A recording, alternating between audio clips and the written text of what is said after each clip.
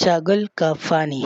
امام بخاری نے موسیٰ بن اسماعیل، عبدالعزیز بن مسلم سنید، سالم بن ابی الخوجد کے حوالے سے حضرت جابر بن عبداللہ کی یہ حدیث نقل کی ہے کہ وہ کہتی ہیں، حدیبیہ کے دن لوگوں کا پیاس سے برا حال ہو گیا، کسی کے پاس پانی نہیں تھا۔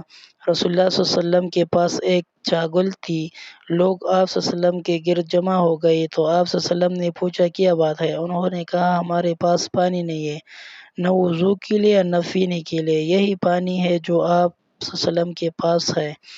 جابر رضی اللہ عنہ کہتی ہے کہ اس موقع پر رسول اللہ صلی اللہ علیہ وسلم نے اپنا ہاتھ چاگل میں رکھا تو آپ صلی اللہ علیہ وسلم کی انگلیوں سے پانی کے چشمے پھوٹ نکلے، ہم نے سیر ہو کر پیا اور وضو بھی کیا۔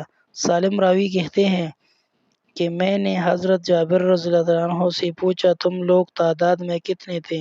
انہوں نے کہا اگر ہم 1,00,000 بھی ہوتے تو وہ پانی ہمارے لیے کافی تھا۔ بہرحال ہم اس موقع پر